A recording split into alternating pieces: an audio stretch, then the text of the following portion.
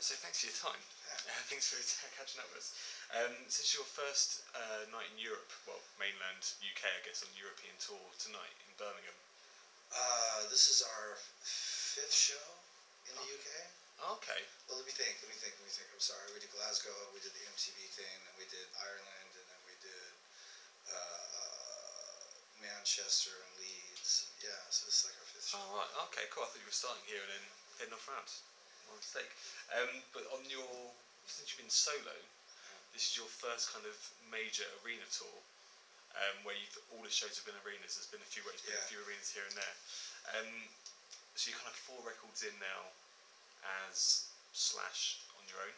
This is our 3rd. Well, this is the 3rd one. Yeah. Okay. I was wondering why you were stepping up the shows now as opposed to then to go all out arenas straight away. Stepping up the size of the shows? Yeah. No, that's just something that happened. I don't think we could have headlined any of these venues before. You reckon? I'm pretty sure. Okay. Because I would have thought, with obviously your history. We were doing like Apollo. Places, which was usually are my favorite, but the fans in the UK have been, and we also did a bunch of other shows in Europe besides this. And they've been so enthusiastic that they've made these arena gigs work. Yeah. Okay. Cool. And do you prefer playing arenas? I guess that's where most of your shows have been over your career, have been big. I prefer, like I was saying before, I usually prefer the theaters. Yeah. Because it's just that immediate feeling of the energy of the audience it's right there. The bigger the place is, the more distant that becomes. Yeah. But the fans have been like so intense at these arena shows that I'm like, okay, arenas are working out okay. Oh, nice. Yeah.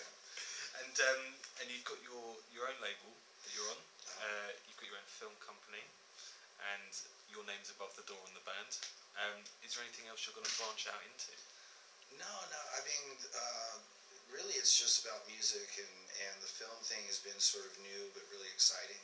So the reason I have like my own record company is because in this climate that we're in right now, I don't want to be beholden to a big corporate record company. I like being in control of what it is that I'm doing, and it's sort of the same with the film thing. I want to be ultimately responsible for what the project is, on a creative, all different levels. Yeah. But no, I don't have any other real ambitions outside of that. It seems to be like the cool thing to do now, to have your own hot sauce. I didn't know if you were going to be like kind of a home / hot sauce. Slash what? Like a hot sauce, like a Tabasco. Oh, no. Those people seem to be doing I thought that. that's what you said. No.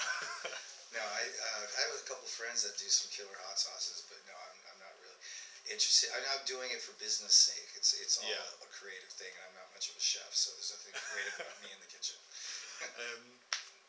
Okay, so On Fire, 17 tracks, which is a lot these days for an album. Who gives a fuck what anybody does these days? In all honesty, we just had a lot of songs. We always have a lot of songs. Yeah. And the last 2 records, we'd farmed out the extra songs and they're not really what extra. That's the thing. They weren't considered extra songs, and I didn't want to put more than 13 songs on the record, so it was really hard to pick which songs we're going to take and use as bonus tracks. Okay.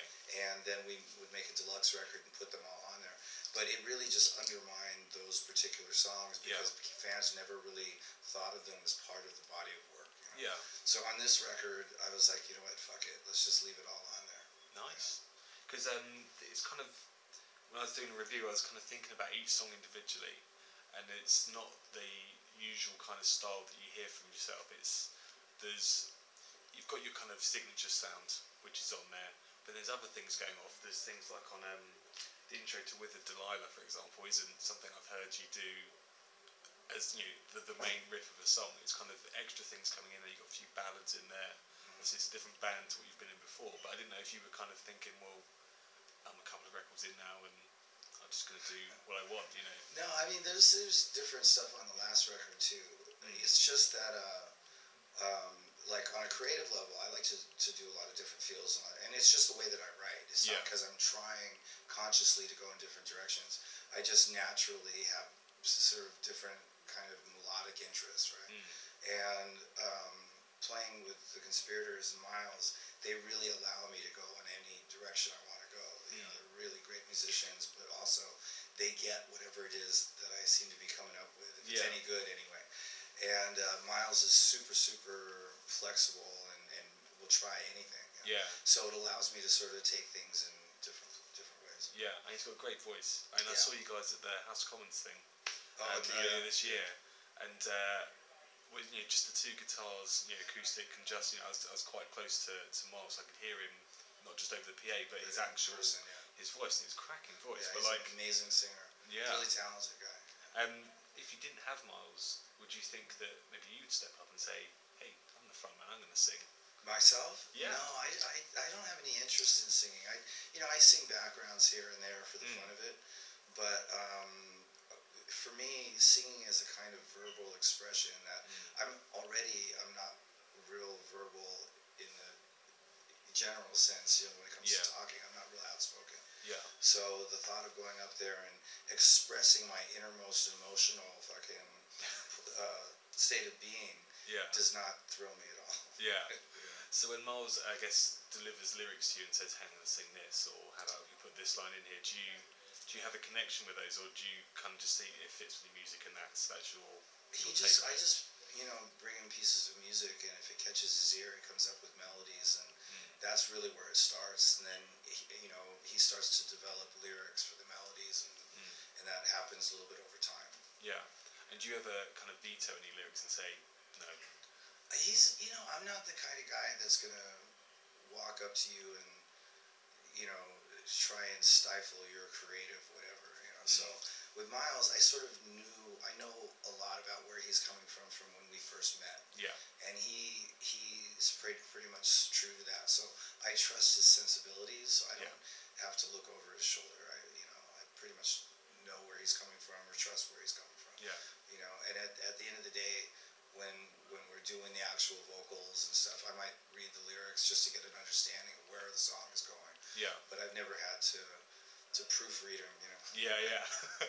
And did you try anyone else? Because I know with Velvet Revolver you tried a few guys. No, well, this was something that came out of chance. I didn't have any intention of putting a band together and going. I did that solo record with all the different singers, and I wanted to at least put something together to tour on that, and it would just be quick, contemporary, throw together kind of thing, really loose. And I worked with Miles at the very, very tail end of making that record, and he literally just blew my mind. Yeah. And so at that point, I asked him if he wanted to do this tour that I was putting together. And it's funny too, because I don't know anybody who could have sang that wide range of material from my whole catalog. So it's like the stuff off that record, which was already God knows how many different singers, and then Guns and Snake Pit and Velvet Revolver and all that. And I just innately knew that he was the guy for the job. Yeah. And so once we started, I met Brent, and then he introduced me to Todd, and it just came together really magically. And we just started doing some of the dates that we booked, and I just kept adding dates, and it snowballed into a 1.5-year tour. And I said, we should make a record. Yeah. So here we are. Oh, nice. And you were ever or do you even think about new bands, or do you just kind of focus on what you're doing and what you're into? What do you mean, listen to new bands? Oh, like do you kind of actively look for new bands? I mean, I keep my ear to the pavement for new bands, because they're obviously not going to play any good rock and roll bands on the radio, so I sort of see what's coming out. We were just touring with a band that I really love named Monster Truck, and then there's a band playing with us from Australia named 2200 on this UK run, along with Glenn Hughes. Yeah. And then there's a couple. Rival Sons are great. I heard of this new band, Scorpion Child, which is really good. Yeah. There's a band from LA, Hillbilly Harold, who's really cool. I saw you guys in Orlando a couple of years ago, and they were supporting. So I'm always looking for new, like, real rock and roll bands that have like a genuine kind of attitude and integrity. Yeah. So that's your kind of thing. It has to be kind of a certain. It just has to move you in some way. It has to have a certain kind of energy and attitude. It has to be, in order for it to be a band that really has something to say. It's got to express itself in a way of honesty. And if it's rock and roll, it's got to have something. Yeah, yeah. That makes you want to. I always call it fuck or fight kind of Yeah. thing to it. And that's just what's lacking in commercial music these days. But Yeah. it's still, there's this rumbling of it sort of under the radar. And then there's, of course, there's all these great heavy metal bands. There's a steady flow of great heavy metal. Yeah, yeah. And so I was thinking about guitar polls. I saw something you did for someone else. I think it was in Australia. They're talking about guitar polls that, you know, the best guitarists of this and that and these genres, and you obviously always come up in, you know, somewhere in the list. Do you ever look at those and just think, I avoid them at all. oh really? Yeah, I don't know anything about it. I mean, some people will ask me about them, and I really have moronic answers for that. Yeah, I don't have a perspective on myself. I'm too busy still like trying to Well, that's what I was thinking. get good at what I'm doing. Yeah, I was thinking, do you ever kind of look at them, if you do see them, and just think, that guy's really interesting, I want to see why he's where he is. You know, what is he trying that I'm not trying? And guitar playing for me isn't a competition. It's not about it.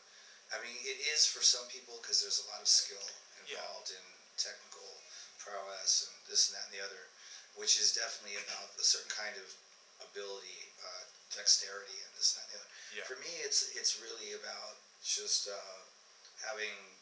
expressing yourself, or what I don't do vocally, I do on guitar. yeah, And so, you know, other guitar players that are sort of into the same kind of thing.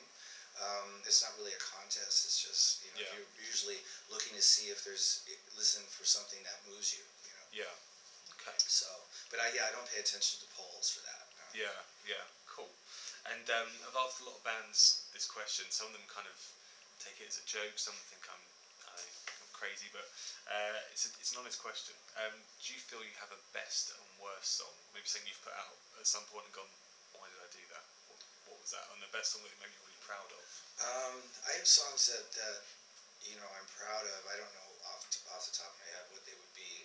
You know, I don't really think about that much. But when you do a record in the moment, you're really, if you're going to continue on and take that song from the writing stage to the pre-production stage into the studio, you have a lot of time to live with it. If you don't like it, you shouldn't pursue it. If you just don't like it, and chances are it doesn't get that far. Yeah. So if it makes it on the record, there's things about it that you're proud of, and so you know, you have moments and all throughout the record that you like, and maybe there's a song that has a great arrangement. There's certain elements about every song that you do. Yeah. I don't think there's ever been a song that I put out that I hated. There's a lot of songs I've written that have never seen the light of day. And are not very good. Yeah. Cool. Okay, brilliant. I think we run out of time, so thank you very much.